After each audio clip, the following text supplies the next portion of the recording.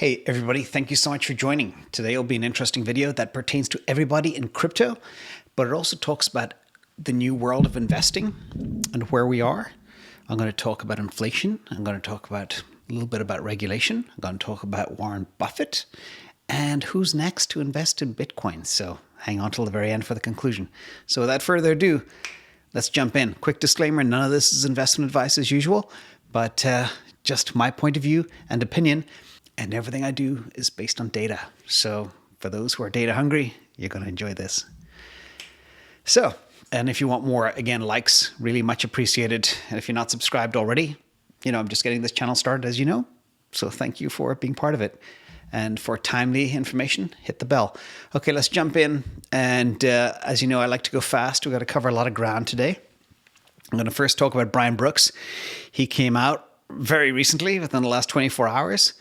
And he spoke about inflation and why it's alarming. And basically, I just have to repeat his sentence. The way inflation works is the more asset you have, the less valuable it is. It's an interesting way to put it, but yeah, I can wrap my head around that. But he said three basic things that I think we all need to really understand. One is inflation, US inflation, where assets are denominated in fiat. It's wasting your assets away. The second thing, the money supply in the last 12 months or so, he says will have increased by 40%, which is huge. And he said also the fact that Tesla invested in Bitcoin should be scary for the rest of the world. Not scary like it's a bad thing, but it's kind of a wake-up call to the rest of the world to say, ooh, they need to jump on this train too. So that's the first little piece of news. Now, inflation is so important to all of us right now, because you can't just print trillions and trillions of dollars and not have an impact. 40% increase in money supply is huge. And inflation is coming, and it will be a problem. As you know, the way governments measure inflation, they kind of cook the books a little bit. They don't include everything that needs to be included. But basically, you're going to see a lot of upward pressure. And that is, again, a very punitive tax on people. And that is also very bullish for things like Bitcoin. So again, as usual, all roads lead to Bitcoin, but let's go further. So everybody's talking about Apple and why Apple needs Bitcoin. And let's look, before I jump in, I want to say I actually hold Apple. I have call options on Apple that I bought before the 4-for-1 split. So I am an Apple shareholder. So why is Apple potentially looking at Bitcoin? Well, first of all, I think the reason is they need to play catch up with PayPal and Square. Pretty obvious. The second reason, if you look at the reach of Apple compared to Square, Square have 30 million users, which is staggering and fantastic. But Apple have 1.65 billion users. 1.65 billion people today have an Apple device in the palm of their hand. That Apple device can do a whole host of different things, including banking, not just a phone to call or to check your email or text or whatever else. It's an extremely powerful device, and they have 55 times the number of users as Square. So just put things in perspective, very important. Also, Apple have world-class cryptography and biometrics. In fact, the FBI can't even hack into an Apple iPhone for cases. So that all leads to a lot of interesting opportunity for them to leverage that platform by which to perhaps one day be a crypto wallet for many users. Apple, also in the Apple Store, they've implemented a lot of new crypto rules. As you know, there's a lot of apps that run from the Apple Store, Coinbase, etc., that I know personally. And also wallets can be purchased from there and run. So they have just implemented those new crypto rules, which gives a lot of people the inkling that Apple is planning something bigger. Now, can you imagine how disruptive that would be if they became an exchange, a crypto exchange for people? That would not bode well for things like the Coinbase IPO and other items. Also, cash. It all goes back to cash. So Apple is the largest holder of cash of any company traded. They have over 200 billion in cash today, and 1% of that would be 2 billion, which is more than what Tesla invested yesterday. And 1% would not alarm Wall Street or investors if they pump that into Bitcoin, because it's a small sliver. And 1% would be in line with Apple's very conservative stance and financial management. The other very important thing to note is Apple makes $1 billion of cash every 4 days. So put 1% of cash in is like a week's worth of actual earnings for Apple, to put it simply. Now, if Apple were to copy Tesla, that would mean, let's look at the numbers real quick. The Tesla-like deal, Tesla put in 1.5 billion over their 19 or 20 billion dollars of cash and cash-like reserves. That's about 7.9%. If you multiply that by the 200 billion that Apple has, that would be 16 billion. That would be 10 times larger than the Tesla investment. And I reckon a $16 billion investment from Apple would increase the Bitcoin price by 20,000. So easily we'd see a $67,000 Bitcoin if Apple were to jump in. Just saying, not promising, just an observation based on numbers. $67,000 if Apple jumped in. So that's kind of fun. And this article from Zero Hedge, which is a top-notch editorial, they have a sneaking suspicion Apple is going to announce a $5 billion Bitcoin purchase. And they got the inkling of this from RBC, Royal Bank of Canada. So who knows where this will all go? But think about that, $5 billion. So now I'm going to change direction a little bit, and you can see how this is related in a minute. But let's talk about guru investors. Let's talk about my favorite thing to do, and that's front run Wall Street, like with things like my MicroStrategy trade. By the way, MicroStrategy is up another 235 points today. It's nearly at 1,300. It is absolutely blowing up.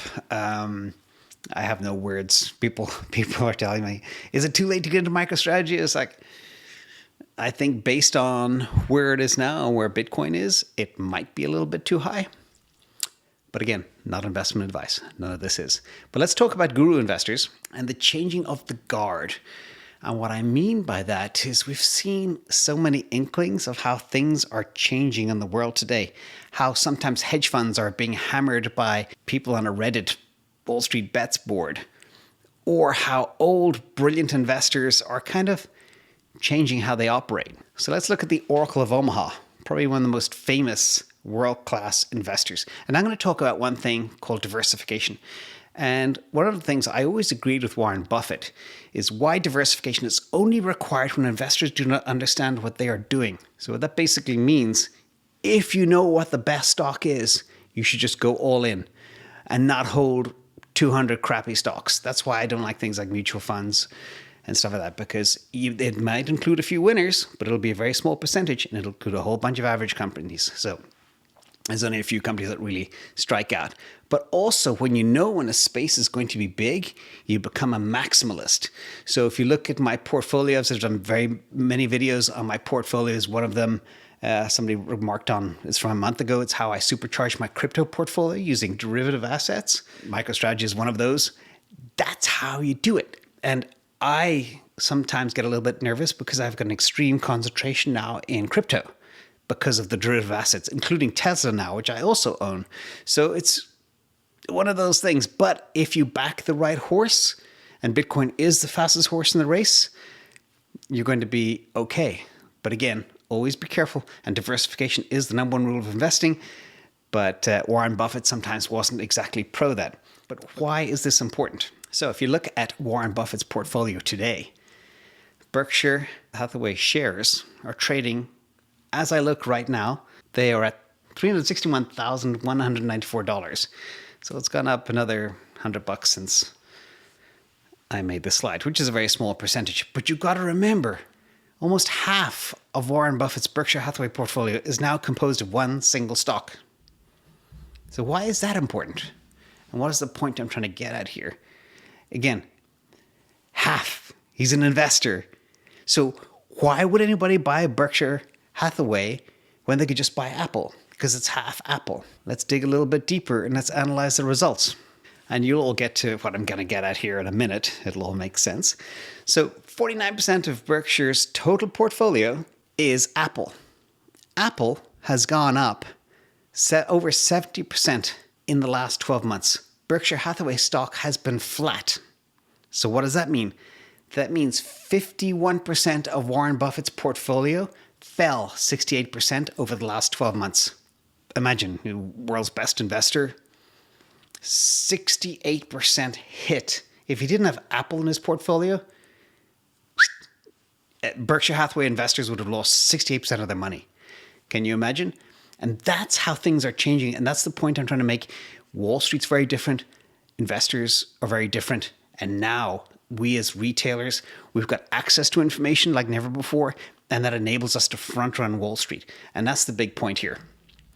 But as usual, let's go further. There is a method to my madness. So Warren Buffett believes Bitcoin is rat poison. And he said this publicly. So the problem is, can Warren Buffett deal with Apple buying rat poison? So if Apple was to jump in to Bitcoin, that would probably blow his mind. But what can he do? So again, it's a funny conundrum.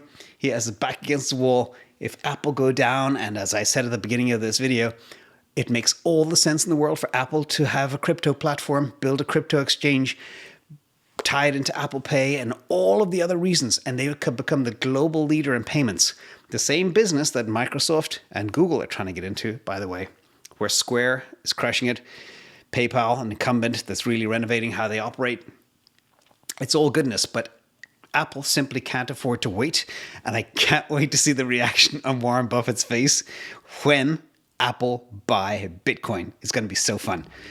Okay, changing of the guard. That was the principle. That's what I mean. Everything is changing. As usual, let's jump into the conclusion. So first of all, next up, who is going to jump into the fray of all the top companies in the world next? So this is my short list. Apple, I think they have to.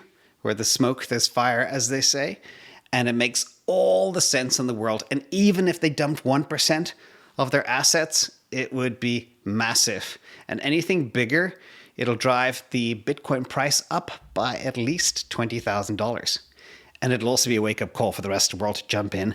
And it'll also make Bitcoin even more mainstream than the Tesla announcement. Google have Google Payments.